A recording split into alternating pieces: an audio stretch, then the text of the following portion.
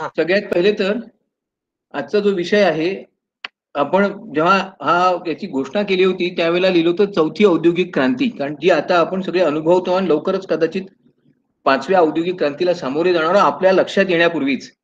परंतु त्यापूर्वी औद्योगिक क्रांती म्हणजे नेमकं काय आणि ही कशा प्रकारची आहे? त्याचे काय प्रभाव, परिणाम समाजावर झाले, हे जर आपण समजून घेतलं, तर अत्यंत योग्य होईल. इंजीनियरिंग कैसे करते हैं पता है क्या आपको? हॅलो, कृपा करून आपले फोन्स म्यूट करा, म्हणजे सगळ्यांना ऐकता येईल आणि मध्ये व्यत्यय होणार नाही. आपल्यापैकी अनेकांनी अलेक्झांडर ड्युमास या प्रख्यात लेखकाच्या कादंबऱ्या वाचल्या असतील.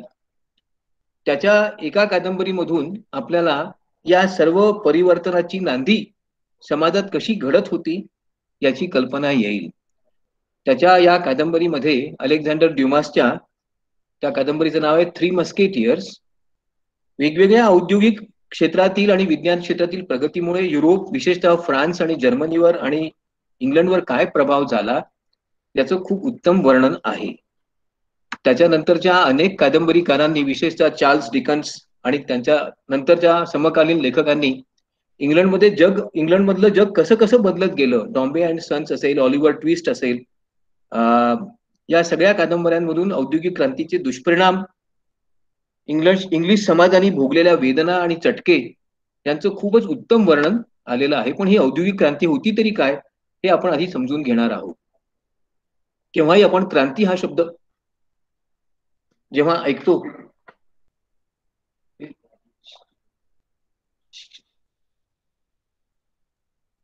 क्रांती हा शब्द ऐकतो, तेव्हा आपल्या डोळ्यापुढे जर काही एखादं चित्र निर्माण होतं, ते म्हणजे एखादं शासन उलथवून टाकणं किंवा एखादं राज्य पद्धती बदलून टाकणं, नवीन बदल घडवून आणणं, प्रशासनाच्या पद्धतीमध्ये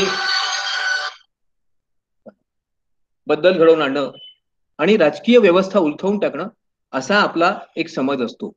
परंतु प्रत्येकच वेळी क्रांती अशा प्रकारची नसते. काही वेळा क्रांतीचा अर्थ वेगळा असतो. वेगवेगळ्या प्रकारच्या क्रांतींचा प्रभाव आपल्याला जगात वेगवेगळ्या कालखंडात दिसून आलेला आहे. सामान्यपणे जेव्हा समाजातल्या उच्चभ्रू वर्गाचं, शासनाचं, उमराव, दरकाव, सरदारांचं राज्य शासन विरोधामुळे जेव्हा लोक बदलवून टाकतात, त्याला सामान्यपणे आपण राज्यक्रांती असं म्हणतो.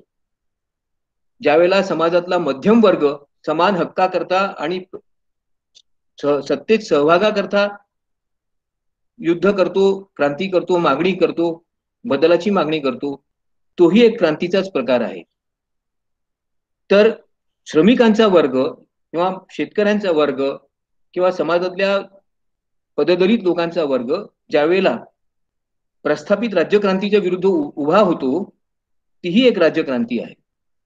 पहिल्या या तिन्ही प्रकारच्या राज्यक्रांतींची उदाहरणं द्यायची झाली तर इंग्लंड आणि फ्रान्समध्ये झालेल्या क्रांतीचं उदाहरण पहिलं म्हणून देता येईल. तर मध्यम वर्गाचा जो प्रभाव दिसून आला, त्याच्यातून झालेली राज्यक्रांती फ्रेंच राज्यक्रांती म्हणून दिसून येईल.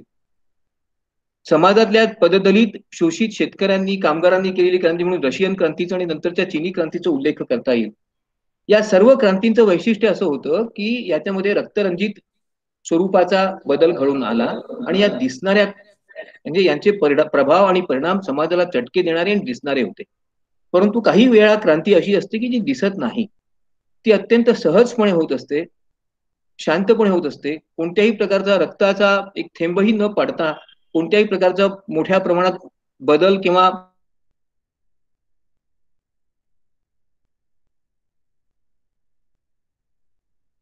वेगवेगळ्या काळात झालेली आहे. अनेक लोक त्याला जबाबदार राहिलेले आहेत.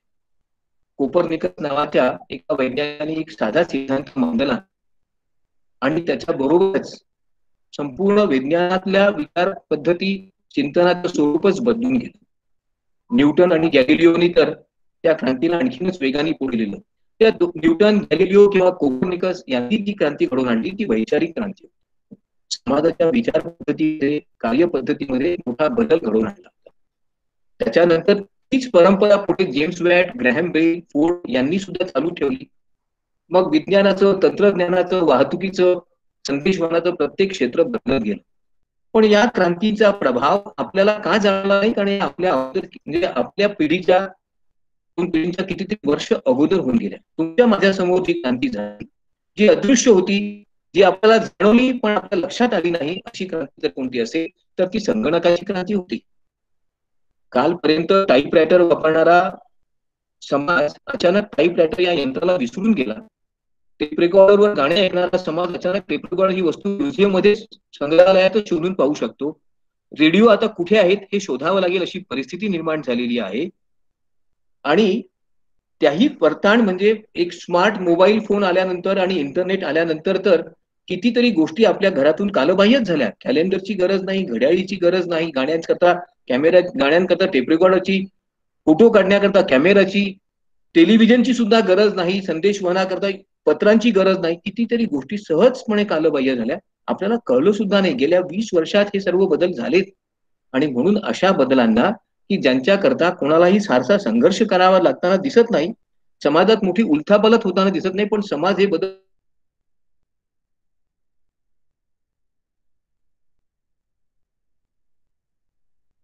तिचे अनेक प्रभाव आपल्याला दिसून येतात. क्रांती इंग्लंडमध्ये झाली औद्योगिक क्रांती. त्यापूर्वी आणि त्यानंतर अनेक प्रकारच्या मागण्यांमुळे ही क्रांती गाजली. इंग्लंड मधला समाज दरिद्री समाज फार मोठ्या संख्येचा होता. विपन्नावस्था, भूक, दारिद्र्य, गरिबी याच्यामुळे अनेक प्रकारची दुष्कृत्य होत असत. तुरुंगांमध्ये कधीच जागा नाही आणि तरी सुद्धा कैद्यांची संख्या वाढत आहे अशी विचित्र परिस्थिती दररोज इंग्लंडमध्ये होती. कोणत्याही सभ्य समाजाला आपल्या देशामध्ये तुरुंगांची संख्या शाळांपेक्षा जास्त आहे. तुरुंगांची संख्या ही धर्मशाळांपेक्षा आणि चर्चेसपेक्षा जास्त आहे, हे मान्य होणारी परिस्थिती असू शकत नाही. त्यामुळे इंग्लंडमध्ये पहिला बदल झाला तो म्हणजे पुअर लॉज, गरीब कायदे 1601 मध्ये झाला. त्याच्यानंतर कॉर्न लॉज, शेताला योग्य मालाला योग्य भाव मिळाला पाहिजे. समाजामधल्या स्त्रियांना, पददलितांना, कामगारांना योग्य हक्क मिळाले पाहिजे.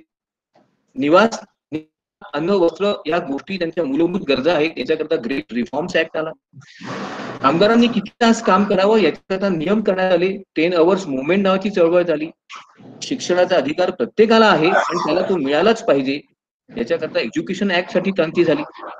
आणि आरोग्य हा मूलभूत अधिकार आहे हे सांगण्याकरता पब्लिक हेल्थ ऍक्ट आला. असे अनेक कायदे हळूहळू पास होत गेले. जवळपास 250 वर्षांच्या कालावधीमध्ये या 10-15 कायद्यांनी संपूर्ण युरोपामध्ये मोठं परिवर्तन घडवून आणलं. ते कसं झालं हे आज आपण पाहणार आहोत. खरे पाहिले तर या औद्योगिक क्रांतीची सुरुवात वैज्ञानिक क्रांतीनीच झाली, विचारांच्या क्रांतीने झाली. 1440 ते 1540 या 100 वर्षामध्ये कोपर्निकस, गॅलिलिओ, हर्शेल, केपलर यासारख्या अनेकांनी प्रचंड प्रयत्न केले. तोच विचार गॅलिलिओ, केपलर नंतर न्यूटननी सुद्धा पुढे नेला. बॉईल आणि न्यूटन यांनी तर संपूर्ण विज्ञानाची बैठकच बदलून टाकली. भौतिकशास्त्र, रसायनशास्त्र, गणित या क्षेत्रात मोठे मोठे बदल झालेत. आणि त्यामुळे केवळ विज्ञानाचीच प्रगती झाली नाही, तर विज्ञानाबरोबर तंत्रज्ञानाची प्रगती झाली. आणि जेव्हा एखाद्या देशामध्ये तंत्रज्ञानाची आणि तांत्रिक प्रगती होते, त्यातून औद्योगिक क्रांतीचा जन्म होतो. नवीन यंत्र, नवीन सुविधा, नवीन उपकरणं या सर्वांचा उपयोग केवळ घरगुती कामांकरता होत नाही, तर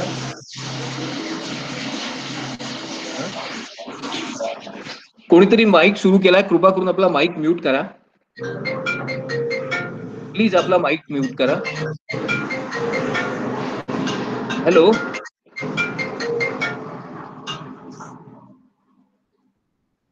आणि ही औद्योगिक क्रांती सुरू झाली, त्याचं चित्रण कसं करण्यात आलंय ते बघा जरा.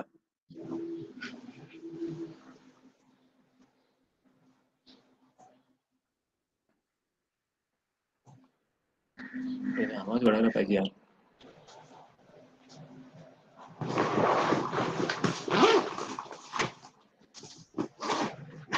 आवाज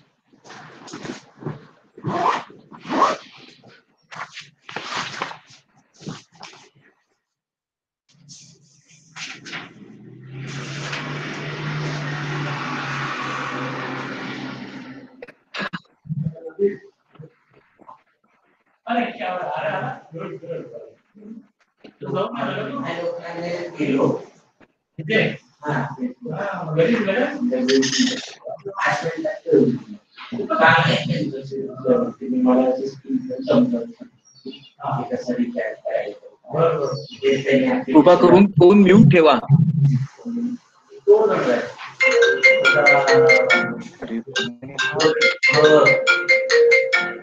हॅलो, फोन म्यूट ठेवा कृपा करून.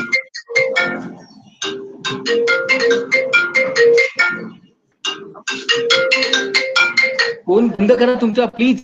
हॅलो, कोण आहे? कृपा सुमित करून फोन गायकवाड बंद करा. आहेत, त्यांच्याकडून आवाज येतोय बहुतेक. हॅलो,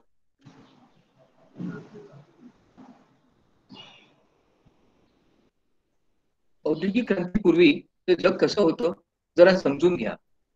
सर्वत्र ग्रामीण स्वरूपाचं जीवन अत्यंत प्रभावी होतं. जीवन अत्यंत स्थिर होतं. जवळपास 2,500 वर्षपर्यंत या जीवनात कोणताच जीवनशैलीत कोणताच बदल झालेला नव्हता. छोट्या छोट्या परिघामध्ये लोक राहत होते. गावांचा आकार छोटा होता. खेडी अत्यंत लहान होती. 25-50 घरांचे मिळून एक खेडं होत होतं आणि जीवन इतकं गतीने पुढे जात होतं आणि त्यामुळे जीवनात कोणताही बदल सहजासहजी दिसूनच येत नव्हता.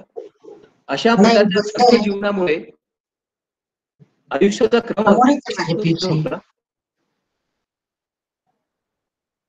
आयुष्याचा क्रम अत्यंत शिस्त माझं बंद आहे म्हणून. कोण बोलताय? बरं ठीक हो.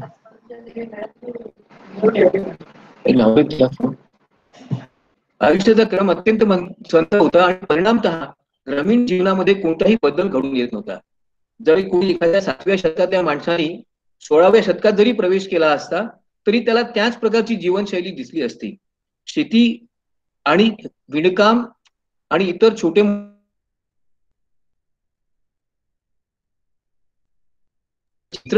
चित्रामध्ये आपल्याला लक्षात येईल की सर्वसामान्य खेड्यामध्ये कोणती कामं होती? बकरे किंवा मेंढे पाळणं, घोडे किंवा कुत्रे किंवा गायी पाळणं, डुकरं पाळणं, शेती करणं आणि वेळ मिळाला तर मनोरंजनाकरता म्हणून थोडी शिकार करणं. याच्या पलीकडे कोणतंही जीवन इंग्लंडमध्येच काय संपूर्ण युरोपात कुठेही दिसून येत नव्हतं. राजेशाहीचा प्रभाव अत्यंत जबरदस्त होता. सरदार, जमीनदार यांच्या वर्चस्वाखाली राहणारा समाज पूर्णपणे पिचलेला आणि एका विशिष्ट चाकोरीत जीवन जगणारा होता. निरक्षरता हा तर जीवनाचा धर्म होता. वाचणारा एखादा चर्चचा पाद्री गावात असेल तर तो महान विद्वानच मानला जात होता. कोणालाही वाचता येत नव्हतं, लिखाणाचा तर प्रश्नच येत नाही. आणि अशा विचित्र परिस्थितीत राहणारा हा समाज जगामध्ये काही बदल होऊ शकतो यावर विश्वास ठेवायला तयार नव्हता. जे काही थोडेफार लोक तरुण असतात त्यांना सैन्यामध्ये नोकरी करण्याशिवाय दुसरा कोणताही पर्याय राहत नसे. म्हातारपणी आपल्या शेतावर जाऊन काम करणे आणि गावकुसापाशी भोवती बसून गप्पा करणे याच्या पलीकडे कोणत्याही जीवनाला अर्थ नव्हता. परंतु अचानक एक बदल घडून आला. हा बदल आपण जर समजून घेतला तर आपल्याला औद्योगिक क्रांतीच्या पाठीमागची पार्श्वभूमी लक्षात येईल. तंत्रज्ञानात झालेले थोडे छोटे मोठे बदल जीवनाला कसं प्रभावित करतात हे शेतकऱ्यांनी पहिल्यांदा अनुभवलं. नवीन प्रकारच्या यंत्रांचा शोध लागला. त्याच्यामुळे उत्पादनाची क्षमता वाढली. शेतीमध्ये वेगळ्या प्रकारचे प्रयोग होऊ लागले. इंग्लंडमधल्या शेतीचं वैशिष्ट्य आज भारतात जे आहे ते दिसून येईल. त्या काळामध्ये शेतीचा आकार अत्यंत छोटा होता. प्रत्येक शेतकऱ्यापाशी अत्यंत छोटे छोटे जमिनीचे तुकडे होते आणि त्यामुळे शेतीमध्ये मोठं उत्पादन घेणं शक्य होत नसे. बरेच वेळा हे शेतीचे तुकडे विखुरलेले असत. त्यामुळे एका ठिकाणून दुसऱ्या शेतात जाण्याकरता दुसऱ्याच्या शेतामधूनच जावं लागायचं. त्यामुळे दंगे धोपे होत, मारामाऱ्या व्हायच्यात, कोर्ट कज्जे व्हायचे. मग अशा वेळेला या शेतीतून काही मिळत नाही असं वाटलं की लोक सहजपणे शेती सोडून शहराकडे वाटचाल करत आणि तिथे मिळेल तो रोजगार करीत होते. परंतु इंग्लंडमध्ये 16व्या 17व्या शतकामध्ये एक मोठा बदल राजांनी घडवून आणला. त्यांनी एक कायदाच पास केला. तो कायदा होता एन्क्लोजरचा कायदा. शेतीचे तुकडे जर असतील तर ते एकत्र करून शेतकऱ्यांना एक मोठी शेती दिली पाहिजे आणि त्याच्याकरता शेतीची पुनर्रचना गावनिहाय करायची असा निर्णय घेण्यात आला. जर एखाद्या शेतकऱ्याच्या शेतीचे 4 तुकडे असतील तर ते 4 वेगवेगळे तुकडे एकत्र आणून त्याला जेवढा भूखंड मिळू शकेल तेवढा भूखंड द्यायचा आणि त्याच्या बदली दुसऱ्यांना त्याच्या शेतीचे तुकडे द्यायचे. अशा प्रकारचा हा बदल होता. शेतकऱ्यांना हा मान्य होणं शक्यच नव्हतं. परंतु राजासारख्या शक्तिशाली व्यवस्थेला आव्हान देण्याचं सामर्थ्य शेतकऱ्यांमध्ये नव्हतं आणि त्यामुळे त्यांनी तो स्वीकारला. त्याच वेळेला नवीन प्रकारची खतं आणि सगळ्यात महत्वाचं म्हणजे सिलेक्टिव्ह ब्रीडिंग. पशु उत्पादन करताना दर्जेदार उत्तम पैदास होतील असेच पशु जन्माला घालण्याकरता तंत्रज्ञान शोधण्याचा प्रयत्न झाला. शेतीचं तंत्र बदलण्याकरता लोकांनी प्रयत्न केले आणि याच्यामुळे शेतीचं उत्पादनच वाढलं नाही, शेतकऱ्यांचं उत्पन्न वाढलं. शेतकरी अधिक सधन होऊ लागले आणि यामुळे शेतीच्या एकंदरीत जीवनशैलीमध्ये शेतकऱ्यांच्या जीवनशैलीत बदल झाला. चार्ल्स टाउनसेंड नावाच्या माणसाने एक नवीन यंत्र शोधून काढलं आणि एक नवीन तंत्रज्ञानही शोधून काढलं. पिकांच्या मध्ये फेरबदल घडवून आणले, नवीन प्रकारच्या रसायनांचा वापर करणे आणि सीड ड्रिल नावाचं एक यंत्र वापरायचं. या सीड ड्रिलमुळे शेतीमध्ये वापरल्या जाणाऱ्या बीज बियाण्यांचा अत्यंत उत्पादक पद्धतीने वापर होऊ लागला. शेतीची उत्पादकता वाढली, शेतीची नासाडी वाढली आणि यामुळे शेतकऱ्यांना या नवीन तंत्रज्ञानाचा लाभ कळू लागला. परिणामतः शेतीमध्ये केवळ उत्पादन वाढलं नाही तर बेरोजगारी देखील वाढली, हे मात्र लक्षात घेतलं पाहिजे. जे काम करण्याकरता 10-15 शेतमजूर लागत होते तिथे 4-5 मजुरांमध्येच काम होऊ लागलं.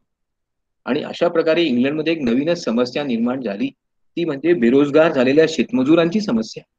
यांचं काय करायचं, हा बदल कसा समायोजन करायचा हा प्रश्नच होता. परंतु त्याच वेळेला आणखीन काही बदल होत होते. सगळ्यात महत्वाचा बदल म्हणजे इंग्लंडमधल्या शासनाने नवीन यंत्र, नवीन तंत्रज्ञान शोधून काढणाऱ्या लोकांना, विद्वानांना प्रोत्साहन द्यायला सुरुवात केली. राजाश्रय असल्यामुळे व्यापारामध्ये वाढ होऊ लागला. मोठ्या प्रमाणामध्ये वेगवेगळ्या प्रकारचे प्रयोग होऊ लागले आणि त्यातूनच मोठ्या यंत्रांचा, नवीन तंत्रज्ञानाचा शोध लावणं सोपं झालं. यालाच आपण औद्योगिक जगाची निर्मिती असं म्हणतो. आपल्यापैकी प्रत्येकाने पु ल देशपांडे यांचा जेम्स वॅट यांच्यावर लिहिलेला एक अत्यंत विनोदी लेख कदाचित वाचला असेल. एका किटलीमधल्या पाण्याचे, चहाच्या किटलीतलं पाणी गरम करताना अचानक वाफ काय निर्माण होते आणि त्या वाफेच्या शक्तीने इंजिन नावाच्या वस्तूचा शोध लागतो. याचं अत्यंत मनोरंजक वर्णन पु ल देशपांडे सरांनी अत्यंत विनोदी शब्दांमध्ये पण फार प्रभावीपणे केलं आहे. परंतु लक्षात घ्या, वाफेची शक्ती फार वेगळ्या वेगळ्या प्रकारे जगाला प्रभावित करणार होती, हे मात्र तेव्हा लक्षात आलं नाही. त्याच वेळेला व्होल्टास नावाच्या माणसाने बॅटरीचा शोध लावला. पियरे व्हॅन नोशनब्रोक नावाच्या माणसाने कॅपॅसिटरचा शोध लावला आणि या सर्व शोधांमुळे उद्योगाची एकंदर प्रगती फार वेगाने होऊ लागली. ती कशी झाली ते जरा समजून घ्या.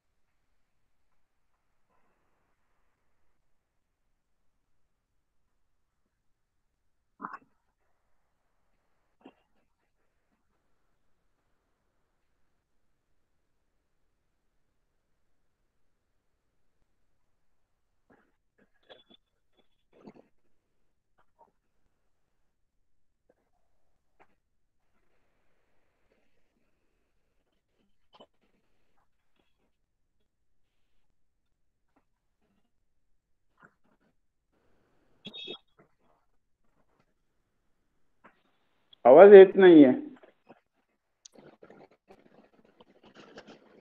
औद्योगिक क्रांतीला मुख्यत्वे करून काही गोष्टी जबाबदार असतील तर जेम्स वॅट यांनी शोधून काढलेलं स्टीम इंजिन. परंतु एक लक्षात घ्या, या स्टीम इंजिनचा शोध जेम्स वॅट यांनी इंग्लंडमध्ये लावलेला नाही. ते जेव्हा फ्रान्सला गेले होते त्यावेळेला अनेक वेगवेगळ्या प्रकारचे प्रयोग त्यांच्या हातून झाले आणि त्यातून त्यांना या स्टीम इंजिनची, वाफेच्या इंजिनाची कल्पना सुचली आणि प्रथमतः त्यांनी या स्टीम इंजिनचा, या वाफेच्या इंजिनाचा उपयोग पाणी, विहिरीतून पाणी वर काढण्याकरता करून पाहण्याचा प्रयत्न केला. त्यानंतर कोळशाच्या खाणीमध्ये याचा उपयोग झाला आणि असं लक्षात आलं की जगातल्या अनेक उत्पादक क्रिया यशस्वी जर करायच्या असतील तर वाफेच्या शक्तीला पर्याय नाही. आणि एकदा या वाफेचा शोध लागला आणि त्याबरोबर मोठा बदल होऊ लागला. कोणकोणती कारणं होती? तर एक पहिल्यात सगळ्यात महत्वाचं कारण म्हणजे इंग्लंडचं शासन अशा प्रकारच्या सर्व बदलांना अत्यंत अनुकूलपणे प्रतिसाद देत होतं. आपल्यापैकी अनेकांनी कदाचित शेक्सपियरची नाटकं वाचली असतील. शेक्सपियरच्या या नाटकांमध्ये एका नाटकात राजा हेन्रीच्या हेन्री या राजा नाटकात मध्ये फॉलस्टॉप नावाचं एक पात्र आहे. तो अरे सगळं इंग्लंड बदललं, मला माझ्या समोर माझ्या ओळखीचं काहीच दिसत नाहीये. खरोखर इंग्लंड बदललं होतं. इंग्लंडमध्ये झालेला हा शेक्सपियरच्या नाटकांमधूनच नव्हे तर नंतरच्या अनेक कथा कादंबऱ्यांमधून खूप प्रखरपणे व्यक्त झाला आहे. कोणकोणती कारणं होती हो? सगळ्यात पहिले तर इंग्लंडमध्ये कोळसा मोठ्या प्रमाणात उपलब्ध होता. आपल्यापैकी अनेकांना taking coal to Newcastle नावाची म्हण ऐकून माहिती असेल. न्यू कॅसलला मोठ्या प्रमाणात कोळशाच्या खाणी होत्या. खूप विपुल प्रमाणात पाणी आणि बंदरांची उपलब्धता होती. विकासाला अत्यंत अनुकूल अशा प्रकारचं वातावरण इंग्लंडमध्ये होतं. केम्ब्रिज आणि ऑक्सफर्ड सारख्या उत्तम दर्जाच्या विद्यापीठांमधून चांगलं शिक्षण, वैज्ञानिक प्रयोग आणि वैज्ञानिक वृत्तीची जोपासना होत होती. समाजाने पुढे गेलं पाहिजे, आपण स्पेनवर मात केली पाहिजे, आपण युरोपवर राज्य करू शकलो पाहिजे, अशा प्रकारची भावना, प्रागतिक विचार इंग्लंडच्या राणीने, विशेषतः एलिझाबेथने दिला आणि तो इंग्लंडच्या संपूर्ण समाजाने सहजपणे स्वीकारला. शेतीमध्ये झालेल्या बदलांमुळे निर्माण झालेल्या अशांततेला इंग्लंडच्या राणीने आणि इंग्लंड समाजाने दाबून टाकलं नाही, तर त्याला समजून घेण्याचा, त्याला सामावून घेण्याचा प्रयत्न केला आणि परिणामतः टेक्सटाईल मिल्स, पॉवर लूम्स यांची निर्मिती इंग्लंडमध्ये झाली. औद्योगिक क्रांतीचा हा पहिला पण सर्वात महत्वाचा टप्पा होता. 1765 मध्ये आपण हा अनुभव सगळ्या जगाने, विशेषतः इंग्लंडने घेतला. वाफेच्या इंजिनातून वेगवेगळ्या प्रकारच्या यंत्रांची निर्मिती करून त्याच्या माध्यमातून नवीन कारखान्यांची निर्मिती कशी करता येईल यावर प्रयोग सुरू झाले. या प्रयोगाची फलश्रुती म्हणजे पहिला पॉवरलूम सर्वात प्रथम मँचेस्टर शहरामध्ये स्थापन करण्यात आलं.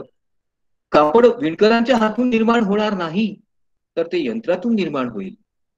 धागा आणि कापड या सर्व प्रक्रिया एकाच छताखाली निर्माण होतील आणि वेगाने उत्तम दर्जाचं, कुठेही धागा न तुटलेलं एका रंगाचं एक तलम कापड सहजपणे तयार करता येईल. आणि लक्षात घ्या, हे कापडच निर्माण झालं नाही, तर त्या काळातल्या एका अत्यंत उत्तम पुस्तकामध्ये याचं वर्णन कशा प्रकारे केलंय जरा तुम्हाला मी सांगू इच्छितो.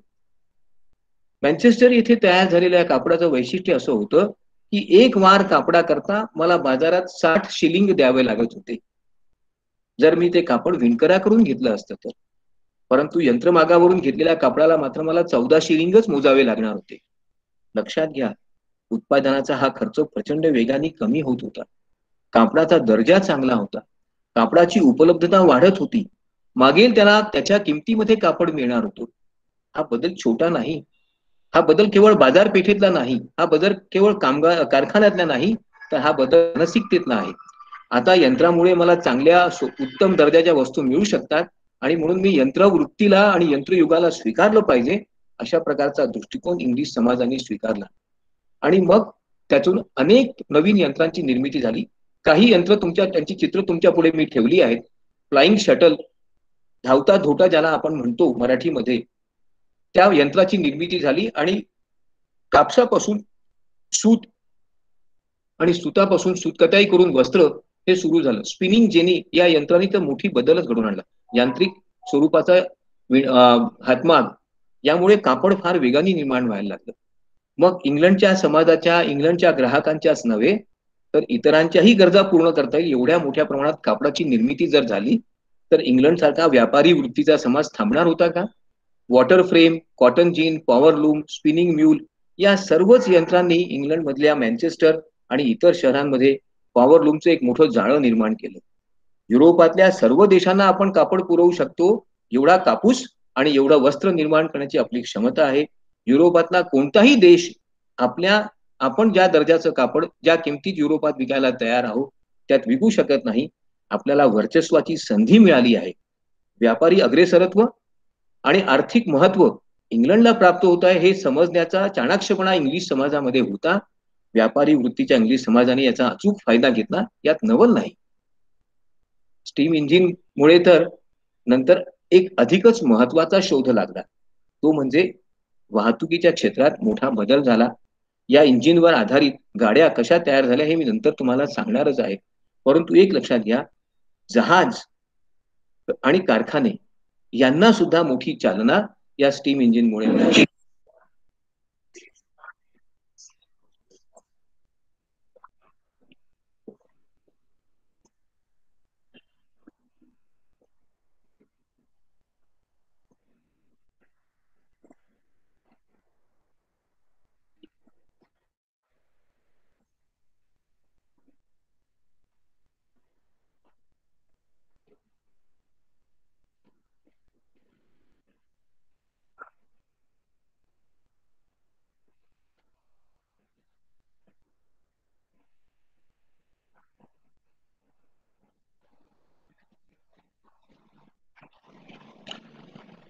जेम्स वॉटनी जी क्रांती घडवून आणली तिला तर न्यू कोमेनच्या स्टीम इंजिननी आणखीनच पुढे नेलं. विहिरीतून पाणी काढण्याकरता यंत्रांना एकाच वेळी अनेक यंत्रांना सहजपणे चालविण्याकरता कोळशाच्या खाणींमधून मोठ्या प्रमाणात कोळसा निर्माण करण्याकरता लागणारी सर्व प्रकारची यंत्रसामुग्री या यंत्रामुळे निर्माण होऊ लागली. कोळशाच्या खाणींचं सर्व भवितव्यच बदलून गेलं. मोठ्या प्रमाणात कोळशाचं उत्पादन म्हणजे मोठ्या प्रमाणात ऊर्जा साधनांचं निर्माण आणि अशा प्रकारे मोठ्या प्रमाणात ऊर्जा साधनं जर निर्माण झाली तर कारखान्यांना त्यांच्या उत्पादकतेला गती क्षमतेला मोठीच गती मिळणार होती. परिणामतः इंग्लंडमध्ये कारखान्यांचं जाळं निर्माण झालं. शेतीमध्ये बेरोजगार झालेल्या युवकांना आता हवा तसा हमखास रोजगार मिळण्याची संधी उपलब्ध झाली. इंग्लंडमध्ये त्यामुळेच अशांतता निर्माण झाली नाही. या काळात जे आर्थिक तत्वज्ञ होते, जे सामाजिक तत्वज्ञ होते, त्यांनी या बदलाला नेमकं ओळखलं आणि त्याचा परिणाम इंग्लिश समाजावरच नव्हे तर सगळ्या जगावर कसा होईल हे समजून घेण्याचं चातुर्यही दाखवलं. आपल्यापैकी काही लोक कदाचित अर्थशास्त्राचे विद्यार्थी राहिले असतील. आपण ऍडम स्मिथचं नाव ऐकलं असेल. शासनाने व्यापाऱ्यांना मुक्त स्वातंत्र्य द्यावं आणि व्यापारी क्रियांना उत्तेजन द्यावं अशा प्रकारचा विचार ऍडम स्मिथ यांनी मांडला. त्याला त्यांनी लेझर्स फेअर, जसे होईल तसे होऊ द्या, परंतु व्यापाराचा विकास शासनाने निर्हस्तक्षेप करून वाढविला पाहिजे असा विचार मांडला. परंतु या व्यापाराच्या विस्तारामुळे एका विशिष्ट वर्गाच्या हातात संपत्तीचं केंद्रीकरण तर होणार नाही ना, आणि त्याचे काय दुष्परिणाम होतील याबद्दल मात्र स्मिथनी काही विचार व्यक्त केले नव्हते. ते त्याच्यानंतर येणाऱ्या इतर विचारवंतांनी व्यक्त केले. औद्योगिक क्रांतीमुळे कामगारांचा जसा मोठा वर्ग निर्माण झाला त्याबरोबर मध्यम वर्गाची देखील निर्मिती झाली. समाजाच्या रचनेतच बदल होऊ लागला. राजा हा परमेश्वराचा अवतार आहे या विधानाला आव्हान देणारी विचारसरणी रुसो आणि इतर अनेक फ्रेंच तत्वज्ञांनी मांडली.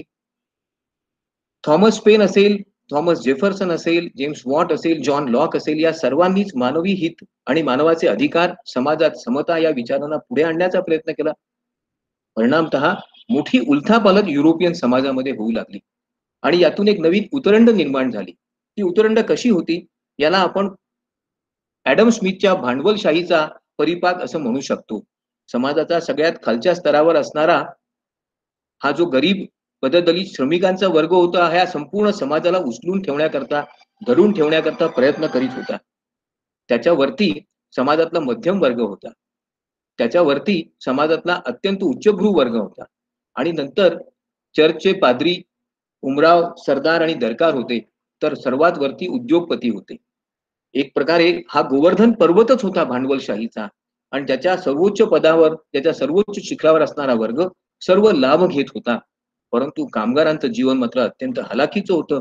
समाजात मोठी विषमता होती. समाजातला सर्वात मोठा या पिरॅमिडच्या खालच्या टप्प्यात असणारा सर्वात मोठा वर्ग शोषित होता, उपोषित होता.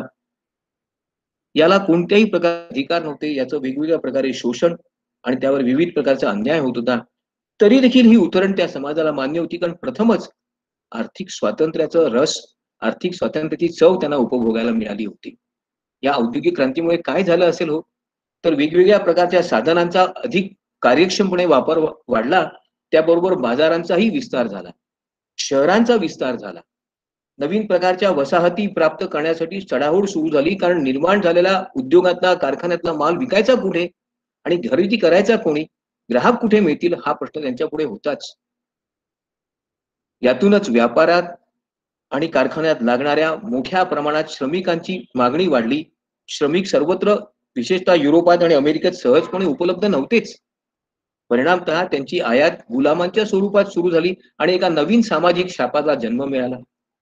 ज्या स्त्रिया कारखान्यामध्ये काम करू लागल्या त्यांना स्वतंत्रपणे वेतन मिळू लागलं, मजुरी मिळू लागली. त्यामुळे त्यांनाही आर्थिक स्वातंत्र्य मिळून आपल्याला आता आर्थिक स्वातंत्र्याबरोबर सामाजिक स्वातंत्र्य मिळालं पाहिजे, असा विचार त्यांच्यामध्ये आला.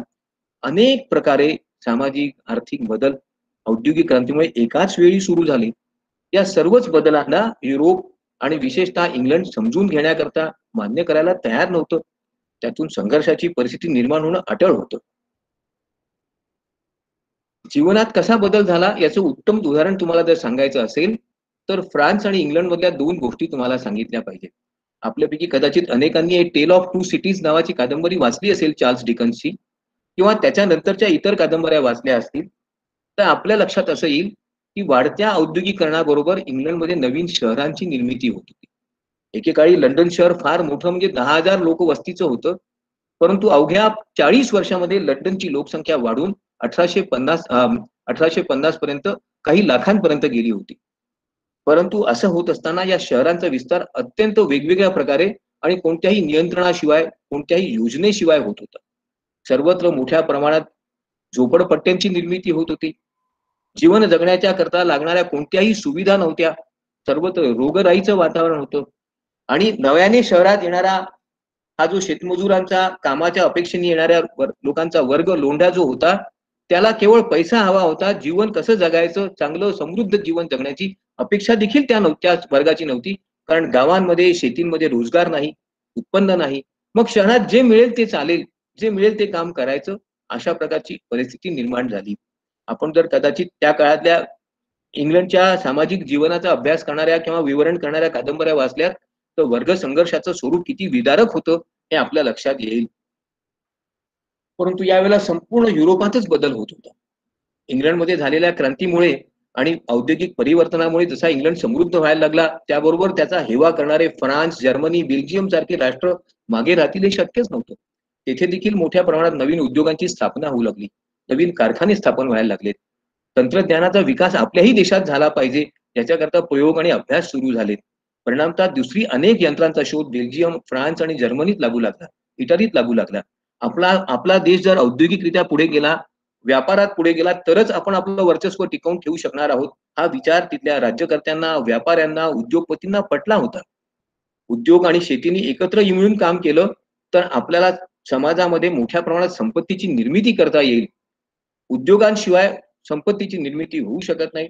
उद्योगांच्या विस्ताराशिवाय आपण युरोपवर आपल्या साम्राज्याचा ठसा उमटवू शकत नाही. हे जसं इंग्लंडला कळलं, तसंच ते जर्मनी आणि फ्रान्सला देखील कळलं होतं. परिणामतः औद्योगिक क्रांतीचा हा ध्यास आणि औद्योगिक क्रांतीचा वसा सर्वच देशांनी घेतला होता.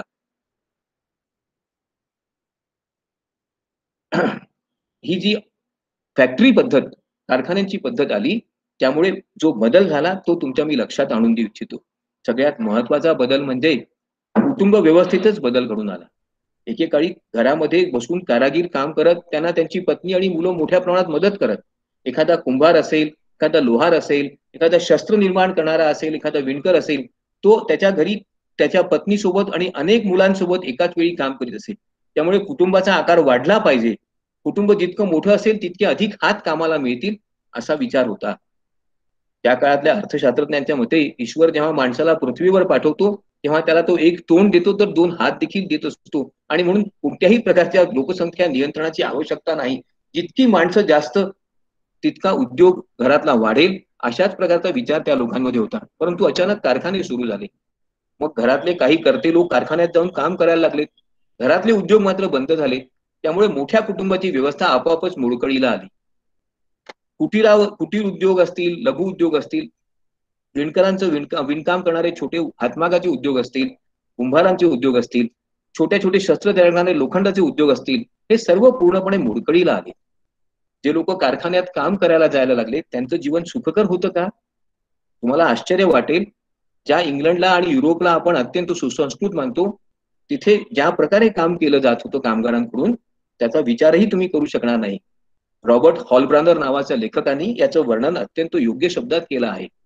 न्यू कॅसल मधल्या कोळशाच्या कारखान्यांमध्ये 8 वर्षापासून वरच्या सर्व कामगारांना प्रवेश होता. या कामगारांनी हप्त्यातून एकदाच घरी जायचं असा नियम होता. मग तो कामगार, मग लहान मुलगा असो का मोठा मनुष्य असो, पळून जाऊ नये म्हणून त्याच्या पायाला बेडीने बांधून ठेवलं जायचं. तो ठराविक जागेतच त्यांनी हालचाल केली पाहिजे. जेवायच्या वेळेला त्याचे हात सोडले जात असत आणि अशा प्रकारे अत्यंत विपरीत परिस्थितीत कामगारांना काम करावं लागत असत.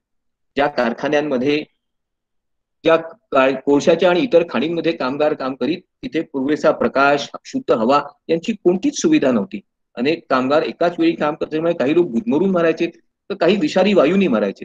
लहान मुलांना कामगार म्हणून लावणं फार सोपं आणि फार चांगलं होतं, कारण त्यांना वेतन फारच कमी द्यावं लागायचं. बरेच वेळा त्यांना वेतन द्यावंच लागत नसे. घरी खायला मिळत नाही म्हणून मुलं इथे कामाला येतात, असा त्याच्या पाठीमागचा तर्क होता. आणि अशा सगळ्या विचित्र परिस्थितीमुळे कामगारांचं जीवन विलक्षण वाईट होतं. रॉबर्ट ओवन या नावाच्या समाजशास्त्रज्ञानी उद्योगपतींनी याच्यावर उत्तम भाष्य केलं आहे. रॉबर्ट ओवनला उद्योगात काम करायचं आणि म्हणून तो एका कापड कारखानदाराकडे गेला आणि म्हणाला, मला तुमच्या टेक्सटाईल मिल मध्ये काम करायचं आहे. तर त्या मिलच्या मालकाने त्याला विचारलं, ठीक आहे तुला काम देईन, पण तू कोणतं काम करणार? तर तो म्हणाला, मी सुपरवायझरचं काम करेन. म्हणजे तुला हे काम येतं का? तू म्हणे, हो येतो. कुठे काम केलंस पूर्वी? मी पूर्वी कुठेही काम केलेलं नाही. मग तुला हे काम कसं करता येईल? तू म्हणे, माझ्या बुद्धीने मी हे काम करणार. पगार किती घेणार? रॉबर्ट ओवननी जो पगार सांगितला तो त्या कापडाच्या गिरणीमध्ये काम करणाऱ्या सर्व पर्यवेक्षकांच्या, सुपरवायझरांच्या पगारापेक्षा दुप्पट होता. कारखानदार म्हणाला, अरे माझ्याकडे एवढे जे लोक काम करतात त्यांना मी याच्या 1 सुद्धा वेतन देत नाही, मग तुला एवढं वेतन मी का द्यावं? तर तो म्हणाला, तुम्ही मला एवढं वेतन दिलं तर तुमचा कारखाना मी लाभात आणून दाखवेन, तुमची टेक्सटाईल मिल सगळ्यात जास्त नफा कमवेल. मालकाला मोठं आश्चर्य वाटलं. तो म्हणे, ठीक आहे, तुझी ही अट मान्य करून तुला 2 महिन्याकरता ठेवतो. 2 महिन्यात जर तू बदल करून आणलास तर तुझी ही अट मी याच्या पुढे कायम करीन. पण ओवेननी आणखीन एक अट पुढे ठेवली, 2 महिन्यात जर मी यशस्वी झालो तर तुमच्या मुलीशी माझं लग्न पण करून द्या. कारखानदार अत्यंत विस्मयचकितच काय, संतापला सुद्धा असेल, परंतु त्याने ओवेनला संधी दिली. ओवेननी सगळ्यात पहिले कामाचे तास कमी केले. 20 तासाच्या कामाच्या ठिकाणी त्याने हे कामाचे तास कमी म्हणजे किती केले? 16 केले. त्यांनी कामगारांना जेवणाची सुट्टी देण्याची सुविधा केली. चांगलं जेवण मिळालं पाहिजे, जेवताना जागा चांगली असली पाहिजे, शुद्ध पिण्याचं पाणी मिळालं पाहिजे, शुद्ध हवेत कामगारांनी वावरलं पाहिजे. एखादा कामगार आजारी पडला तर तो का आजारी पडला याचा आपण शोध घेतला पाहिजे. अशा सारख्या आपल्याला सोप्या वाटणाऱ्या अनेक सुधारणा त्यांनी केल्यात आणि तो कारखाना वेगाने पुढे प्रगती करू लागला, खूप नफा कमवू लागला. लोक चमत्कारिक वृत्तीने की हा काय करतो हे पाहण्याकरता कारखान्याला भेटी द्यायला लागले. ओवेनचा हा कारखान्याचा प्रयोग विलक्षण यशस्वी झाला म्हणून जर्मनचा राजा, रशियाचा झार, फ्रान्सचा एक ड्यूक आणि इंग्लंडच्या राणीने देखील त्याच्या टेक्सटाईल मिलला भेट दिली. परंतु ओवेनच्या या सुधारणा इतर कोणत्याही कारखानदारांनी मात्र कधीच स्वीकारल्या नाहीत. ओवेननी केलेला प्रयोग यशस्वी झाला म्हणून त्याला लोक वेडा चिंतक, मॅड फिलॉसॉफर म्हणायला लागले. अर्थात ओवेनला या भांडवलशाही पद्धतीच्या कारखानदारीचा सगळ्यात दोष लक्षात आला आणि म्हणून त्यांनी सहकारी तत्वावर कारखान्यांचा पुरस्कार केला. आज ज्याला आपण सहकारी चळवळ म्हणतो, सहकारी संस्था म्हणतो, तिचा जनक म्हणून ओवेनचा उल्लेख केला जातो. कोळशाच्या खाणींमधलं जीवन किती वाईट असू शकतं याचा तुम्हाला अंदाजच येणार नाही. ब्लॅक लंग नावाचा आजार सहजपणे कोणालाही व्हायचा. कोळशाचे छोटे छोटे कण माणसाच्या छातीमध्ये जाऊन त्याचं फुफ्फुस पूर्णपणे निकामी होत असे. वयाच्या 35-40व्या वर्षीच लोक मरून जात असत. 10-15 वर्ष कोळशाच्या कारखान्यात काम केल्यानंतर मनुष्य जगण्याच्या लायकीचाच राहत नसे आणि म्हणून कोळशाच्या खाणीत काम करणाऱ्या मुलाला 12व्या वर्षीच लग्न करावं लागायचं, कारण त्याची उत्पादकता वाढल्याशिवाय नवीन कामगार तरी कुठून येणार असा प्रश्न कारखानदारांना आणि कुटुंबियांना पडत होता. इतकी वाईट अवस्था इंग्लंडमध्ये कोळशाच्या कारखान्यात होती. ती जी व्यवस्था होती ही किती वाईट होती. आणि या औद्योगिकरणाचे काय दुष्परिणाम झाले याचं चार्ल्स चॅप्लिन या प्रख्यात नटांनी अत्यंत उत्तम चित्रण केलंय, ते जरा बघा.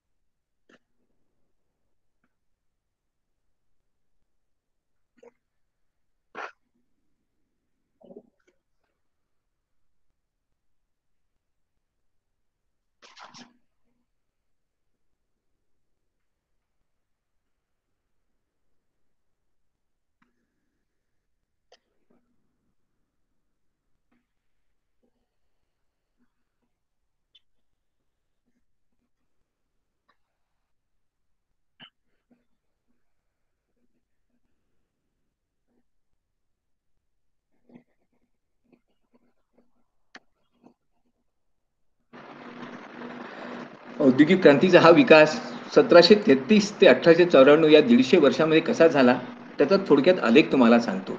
1733 मध्ये जॉन के यांनी पहिलं फ्लाइंग शटल धावता धोटा तयार केला. 65 मध्ये जेम्स वॅट यांनी स्टीम इंजिनचा शोध लावला. 1770 मध्ये आर्कराईट या माणसाने वॉटर फ्रेमचा शोध लावला. 1785 मध्ये कार्टराईट या माणसाने पेटंट्स पॉवरलूमचे पहिलं पेटंट घेतलं. 1880 मध्ये वोल्टानी वोल्टेज पाईल म्हणजेच वाजच्या बॅटरीचा शोध लावला. 1825 मध्ये पहिल्यांदा रेल्वे धावू लागली आणि 1879 मध्ये एडिसननी आज आपण जो विजेचा दिवा वापरतो तो दिवा शोधून काढला.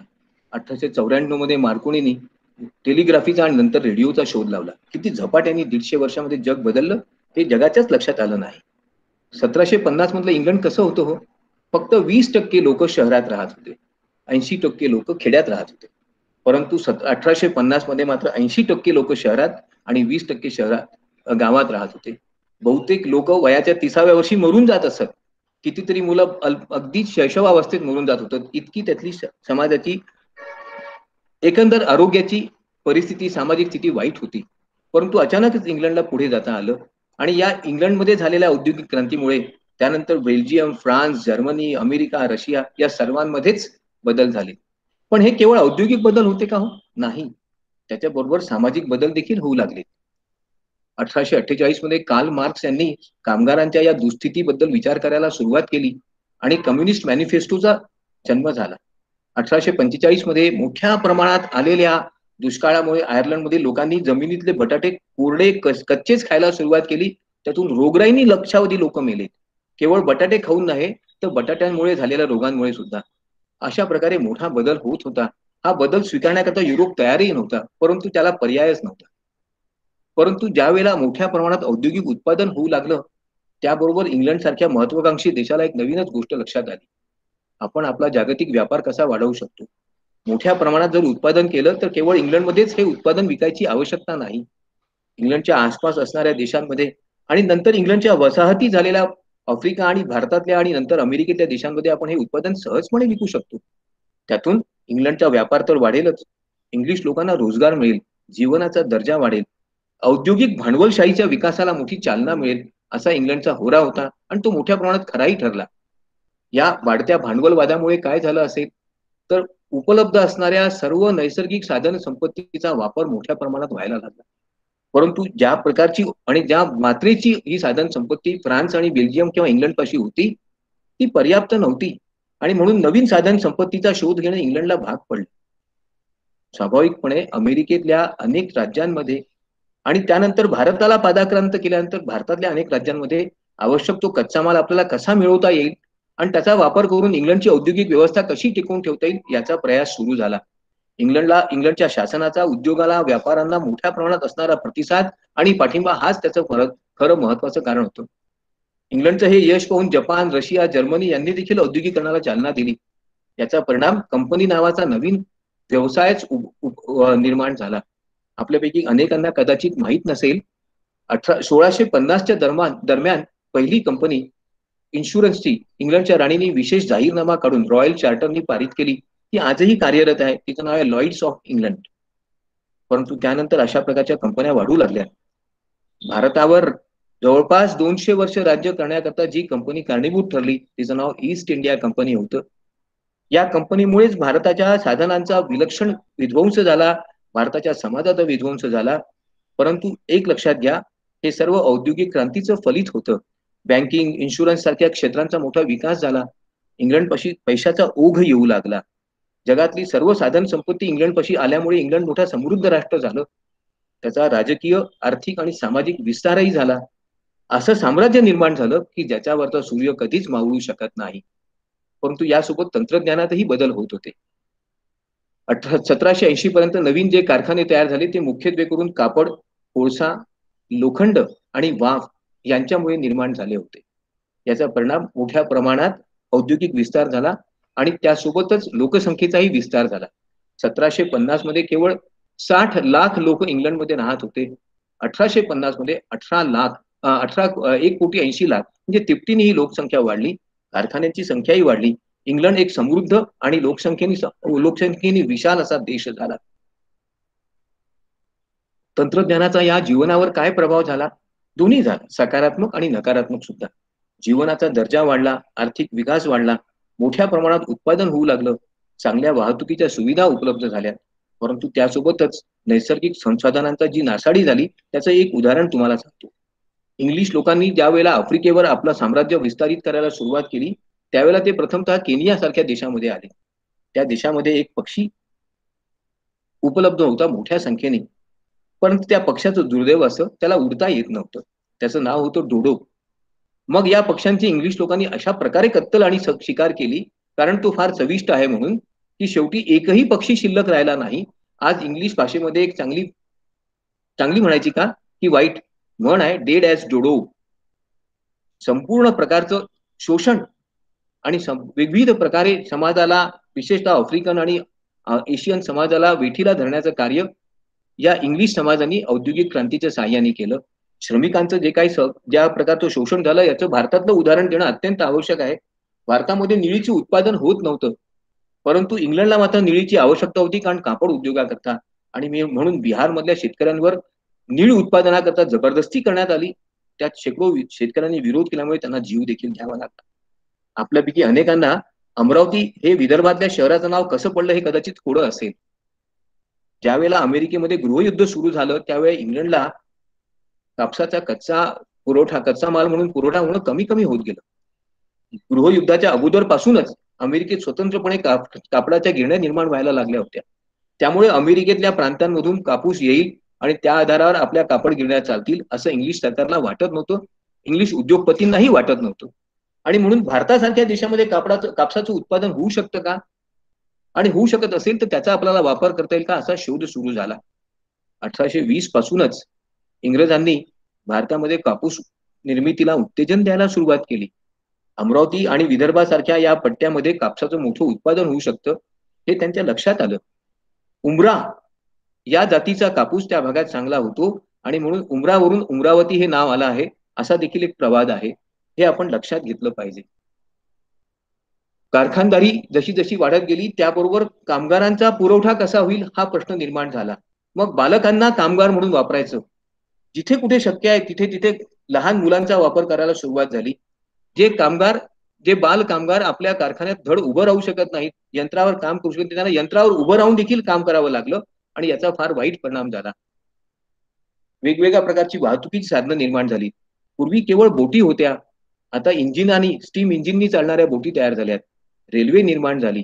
मँचेस्टर ते लिव्हरपूल ही पहिल्यांदा रेल्वे 1830 साली पुढे गेली आणि त्यानंतर मात्र या लोहमार्गाचा प्रवास लोहगतीने काय द्रुत गतीने झाला. भारतामध्ये केवळ 20 वर्षामध्येच रेल्वे आली. 1852 ला भारतात देखील रेल्वे सुरू झाली. पहिलं वाफेचं इंजिन अमेरिकेत अटलांटामध्ये 1807 साली सुरू झालं आणि त्यानंतर अवघ्या 20 वर्षामध्ये अमेरिकेपासून इंग्लंड करता 4 महिने ज्या जहाज प्रवासाला लागत होते, हा प्रवास केवळ 15 दिवसात पूर्ण होऊ लागला. हा मोठाच बदल होता, हे आपण लक्षात घेतलं पाहिजे.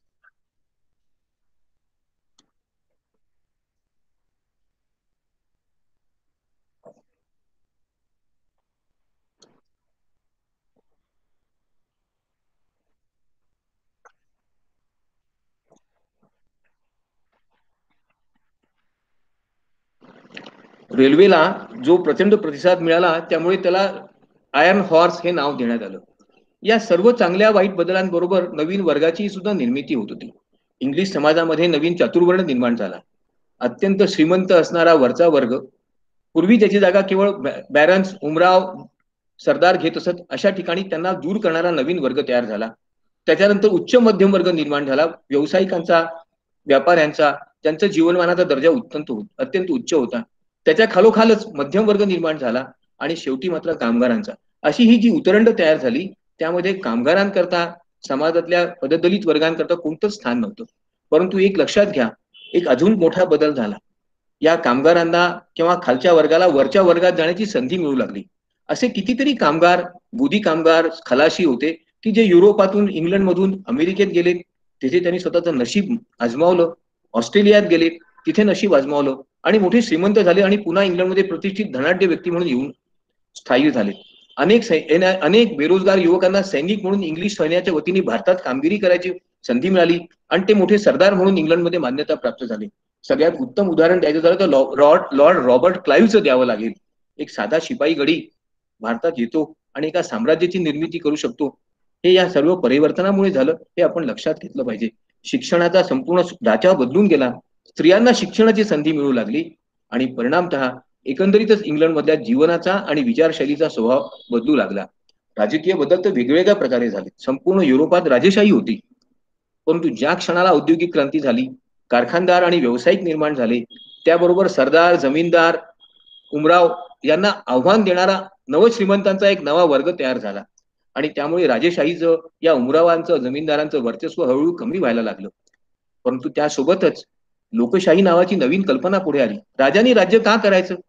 हा देश आमचा आहे, ही साधनं, ह्या व्यवस्था, ही व्यवस्था, ही आर्थिक प्रगती आमच्यामुळे झाली आहे, मग आम्हाला देखील राज्यसत्तेत सहभाग असला पाहिजे. आमचा सहभाग असावा म्हणून आम्हाला मतदानाचा अधिकार मिळाला पाहिजे. सर्व लोक समान आहेत, हा लोकशाहीचा विचार पुढे आला. औद्योगिक राष्ट्रांच्या विकासाबरोबर राष्ट्रवाद नावाची एक नवीनच कल्पना युरोपात पुढे रुजली आणि वेगवेगळ्या युरोपियन राष्ट्रांमध्ये स्पर्धा सुरू झाली. युद्धाचे नवीन प्रकार, प्रसंग घडू लागले. परिणामतः एकंदरीतच इंग्लंडच नव्हे तर युरोपाचं भाग्य आणि भविष्य बदलणारा समाज निर्माण होऊ लागला. सामाजिक बदल तर लक्षात घेण्यासारखेच आहे.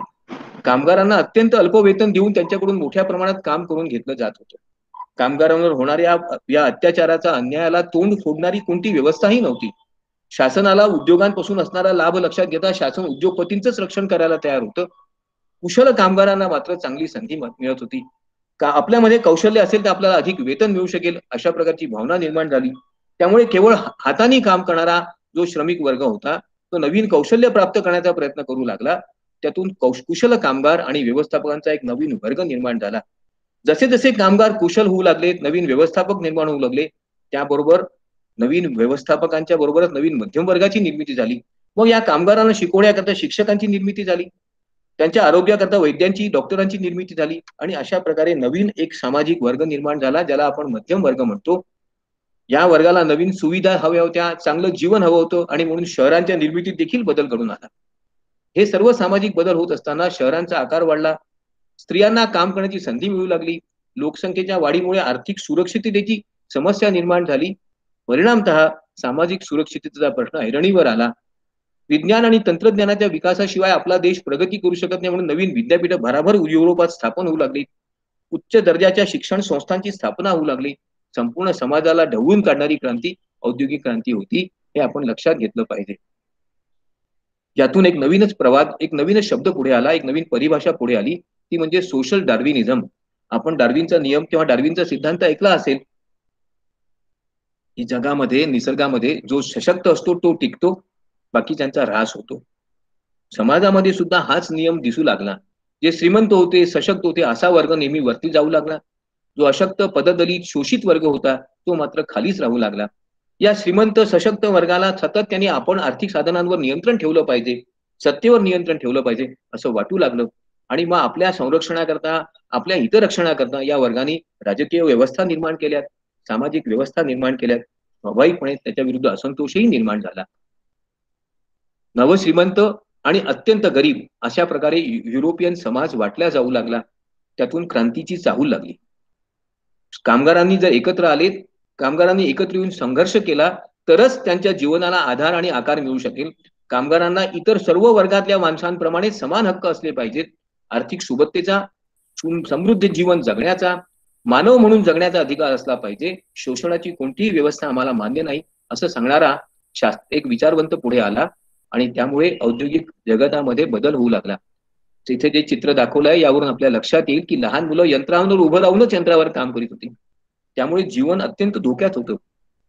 श्रमिकांच्या रक्षणाकरता आणि श्रमिकांच्या अर्थशास्त्राचा पुरस्कार करणाऱ्या नवीन तत्वज्ञानाचा, ज्याला आपण आज मार्क्सवाद म्हणतो, त्याचा जन्म होण्याचं कारण हेच आहे. तुमच्या लक्षात येईल या चित्रावरून की कोळशाच्या खाणींमध्ये काम करणारा कामगार कोणत्या वयातला आहे. साधारणपणे 9 ते 14 वर्षाचा कामगार कोळशाच्या खाणींमध्ये काम करतो. कामाचे तास 16 असू शकत असते. परिणामतः या लहान मुलांवर इतका अनन्वित अत्याचार, त्यांचं आरोग्य इतकं धोक्यात होतं, परंतु त्याकडे लक्ष द्यायला कोणीही तयार नव्हतं. हे एक चित्र आहे, how green was my valley या चित्रपटात, की कोळशाच्या खाणीतलं जीवन किती वाईट होतं. अत्यंत म्हातारे झालेले वृद्ध कामगार देखील पाण्यामध्ये बुडून मरत असत. कोळशाच्या खाणीत अचानक स्फोट व्हायचे, त्यामुळे अनेकांना कोळशाच्या खाणीत दबून मरावं लागायचं. परंतु त्या सगळ्या समस्यांकडे लक्ष द्यायला शासनाला वेळच नव्हता. यासोबत आणखीन एक क्रांती झाली, ती म्हणजे बाजारपेठेतली क्रांती.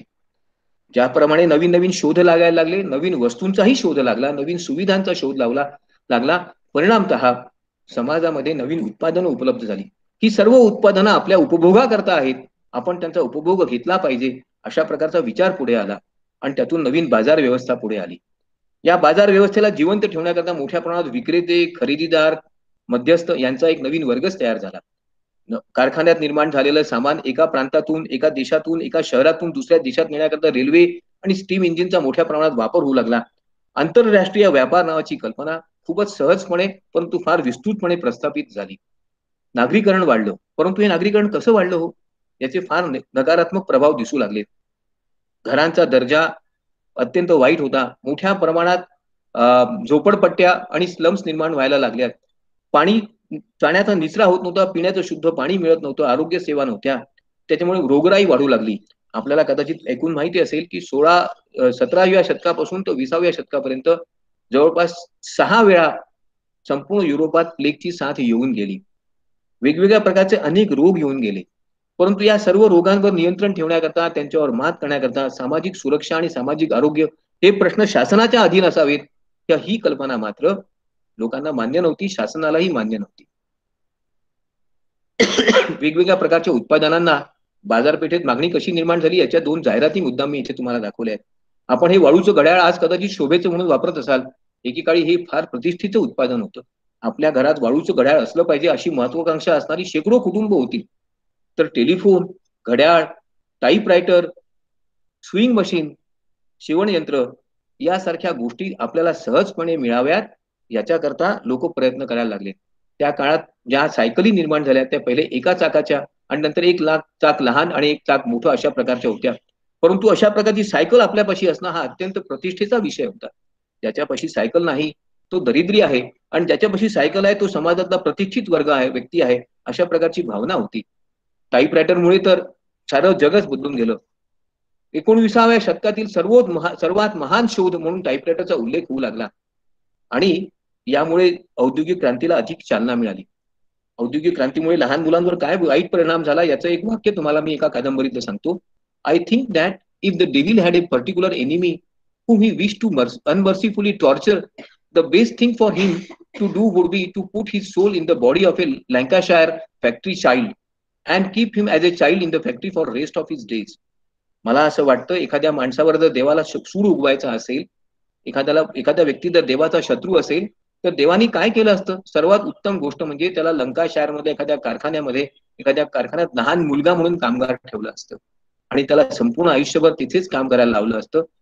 याच्यापेक्षा इतर कोणत्याही पद्धतीने अधिक वाईट प्रकारचा अत्याचार एखाद्या व्यक्तीवर होऊ शकत नाही. कल्पना करा काय जीवन असेल. परंतु त्याच वेळेला प्रोफेशनल लेबर, व्यावसायिक कामगार पुढे येऊ लागले. डॉक्टर्स, वकील, शिक्षक असा नवीनच पेशा पुढे आला. या पेशामधून येणाऱ्या व्यक्ती सभ्य होत्या, सुसंस्कृत होत्या, त्यांच्या समाजाबद्दलच्या कल्पना वेगळ्या होत्या. या कल्पना अस्तित्वात यावा याच्याकरता त्या आग्रही प्रतिपादन करणारे लेख लिहू लागल्या. वर्तमानपत्रांचा विस्तार झाला. नवीन विचारांमुळे नवीन राज्यक्रांती होऊ लागली. समाजामध्येच क्रांतीचं बदलाचं मोठं वारं वाहू लागलं. आज युरोपामध्ये जे आपल्याला बदल दिसून येतात, विशेषतः शिक्षणाच्या क्षेत्रात, आरोग्याच्या क्षेत्रात, त्याचं मूळ या औद्योगिक क्रांतीत आहे, हे आपण लक्षात घेतलं पाहिजे. कार्ल मार्क्सनी तर या सर्व अन्यायाला मोठी वाचा फोडली. अनेक देशातील राजेशाही नष्ट होऊन तिथे समाजवादी किंवा लोकशाही सरकार निर्माण होण्याकरता कार्ल मार्क्सचं तत्वज्ञान कारणीभूत ठरलं. सर्वात मोठी क्रांती अर्थातच त्याच्यानंतर अनेक वर्षांनी रशियात झाली, हे आपण लक्षात घेतलं पाहिजे. कामगारांना ज्या प्रकारे लुटलं जात होतं त्याच्याबद्दल एखादा उद्योगपती काय म्हणू शकत होता? तर तो म्हणत होता, I call this as a opportunity not exploitation. मी कामगारांना कमी वेतन देतो, हे काही त्यांचं शोषण नाही, तर ही माझ्याकरता संधी आहे. अशा प्रकारे तो आपल्या या शोषणाचं समर्थन देखील करत होता. आणि परिणामतः समाजवादाचा विकास झाला. रॉबर्ट ओवन, कार्ल मार्क्स, इतर अनेक लोकांनी समाजवादी विचारांना पुढे आणलं. परिणामतः संपूर्ण युरोपातच नव्हे तर त्यानंतर इतर देशांमध्ये मोठा बदल घडून येऊ लागला. आज आपल्या देशात जी लोकशाही आपल्याला दिसत आहे तिचं मूळ युरोपात या समाजवादी क्रांतीमध्ये आहे, हे आपण लक्षात घेतलं पाहिजे. आणि अर्थातच कारखान्यांना विरोधही त्यामुळे होऊ लागला. कारखान्यांमधून कामगारांवर अत्याचार होतो, शेतमजुरांचा रोजगार जातो, विणकरांचा रोजगार जातो. हा विचार इंग्लंडमध्ये एवढा प्रभावी होता की सगळ्या कारखान्यांना, कापडाच्या गिरण्यांना नष्ट केलं पाहिजे, तरच आपलं जीवन सुखकर होऊ शकेल, अशी चळवळ सुरू झाली. नेड लड नावाचा एक मनुष्य आहे आणि तो येऊन रात्री कापड गिरण्या जाळून टाकतो, अशी कल्पना इंग्लंडमध्ये प्रस्थापित झाली. त्यामुळे सर्वत्र दहशत पसरली होती.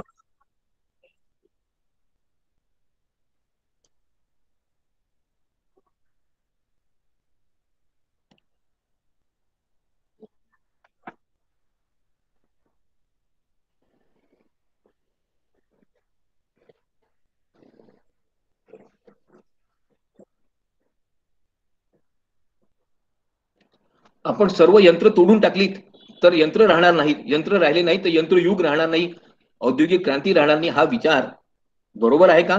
बरोबर खचितच नाही. परंतु या विचाराने प्रेरित झालेले शेकडो युवक कापड गिरण्यांवर, कारखान्यांवर चालून येऊ लागले. इंग्लंडमध्ये त्याच्यामुळे मोठी समस्या निर्माण झाली.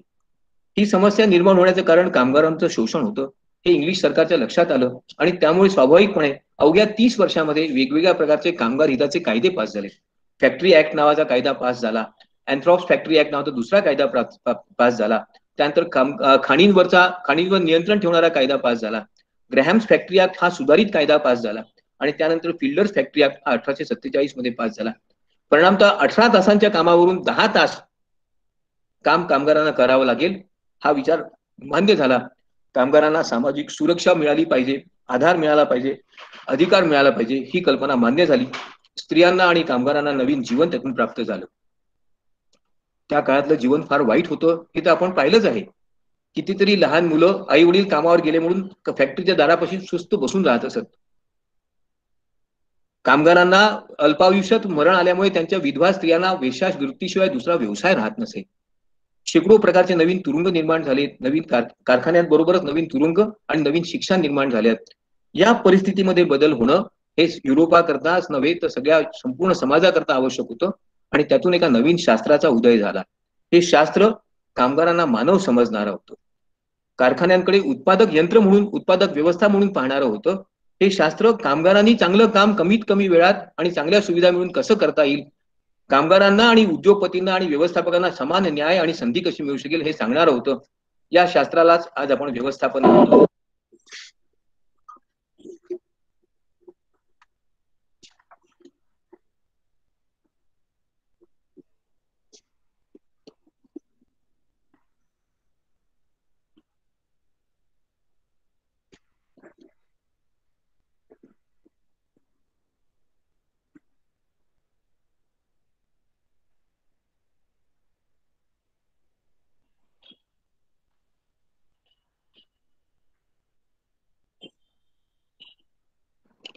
जर आपण शास्त्रीय तंत्रांचा वापर केला, वैज्ञानिक वृत्तीचा वापर केला, तर कारखान्यातलं जीवन सुखकर होऊ शकेल. कामगारांना योग्य वेतन सोबत बोनसही देता येईल, पण त्यांची कार्यक्षमता वाढल्यामुळे कारखान्यांचा लाभ वाढेल.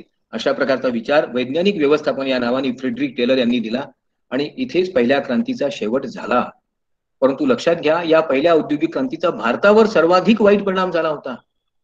ब्रिटिश उद्योगपतींनी आणि भारतातल्या राजा महाराजांनी भारतामधल्या सर्व नैसर्गिक साधनांचा हवा तसा वापर करण्याची संधी ब्रिटिश उद्योगपतींना मिळवून दिली. ईस्ट इंडिया कंपनीने भारतामधल्या अनेक स्थानिक उद्योगांचा संपूर्ण विनाश केला. विणकर असतील, कामगार असतील, शेतकरी असतील, त्यांच्यावर अनन्वित अत्याचार केला. परिणामतः भारतातली सधन आणि समृद्ध असणारी शेती व्यवस्था आणि अर्थव्यवस्था जवळपास विनाशाला गेली. त्यातच वाईट पद्धतीने कर वसूल करणाऱ्या लोकांनी तर या देशात मोठ्या प्रमाणात दुष्काळही निर्माण केला. इंग्लिश ईस्ट इंडिया कंपनी आणि तिच्या अंकित असणाऱ्या भारतीय राज्य व्यवस्थेने भारताच्या या औद्योगिक क्रांतीच्या काळात सर्वाधिक शोषण केल्याचा इतिहास आपल्याला माहीत असायला पाहिजे. औद्योगिक क्रांती झाली, त्याचे दुष्परिणाम झालेत, सुपरिणामही झालेत. एका नवीन युगाची निर्मिती झाली. कधी पण एखाद्या जेव्हा नवीन युगाची निर्मिती होत असते, त्या युगाच्या प्रसव वेदना अत्यंत वाईट असतात, अत्यंत वेदनादायक असतात. कोणाला तरी त्याच्याकरता मोठा त्याग करावा लागतो. जगातला कोणताही बदल सहजपणे आणि सुखकरपणे होत नसतो. संगणक आल्यामुळे आमचं काम जाईल असं सांगणारे बँकेचे कर्मचारी आणि विमा व्यवसायातले कर्मचारी आपल्याला अपरिचित नसतीलच. प्रत्येक क्रांती आपल्यासोबत जसे लाभ आणते तसे त्याबरोबरच काही दोषही आणत असते. परंतु जेव्हा समाजामध्ये येणाऱ्या या परिवर्तनांना आपण स्वीकारतो आणि या लाभांसोबत दोषांनाही पचवतो, त्याच वेळेला समाज पुढे जातो.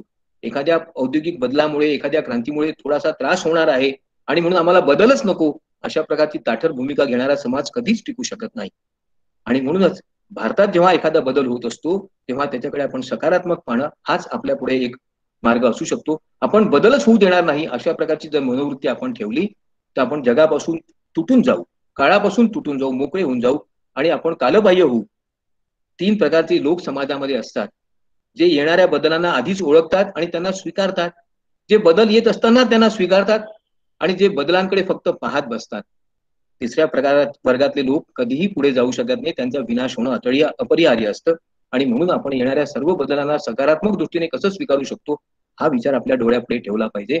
औद्योगिक क्रांतीचा हा पहिला धडा जर आपण समजलो असू तरच येणाऱ्या नवीन औद्योगिक क्रांतीला आपण साहसाने, उत्साहाने आणि प्रभावी शक्तीने सामोरे जाऊ शकतो असं वाटतं.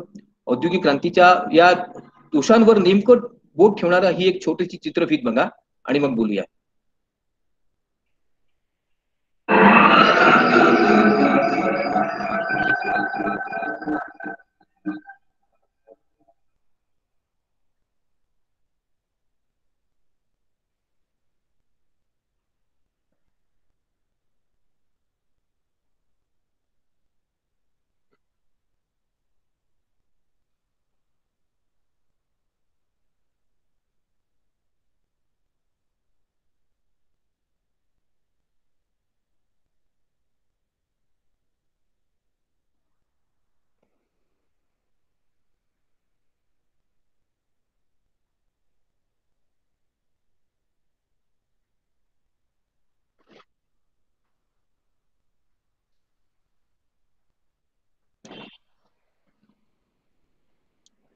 मित्र हो, हे सर्व बदल काही चांगले आणि काही वाईट असणारच. जीवनात सर्व प्रवास एकाच मार्गाने आणि एकाच गतीने होत नसतो. मग समाजात देखील असा बदल होऊ शकेल का? समाजाचा प्रवास देखील असा होऊ शकत नाही. देशाचा प्रवास तर असा एका मार्गी कधीच नसतो. आणि म्हणून देशाच्या उन्नतीकरता आपण नवीन बदलांना स्वीकारण्याची एक प्रागतिक आणि मोकळ्या मनाची ठेवण ठेवावी ही विनंती करतो आणि थांबतो. धन्यवाद.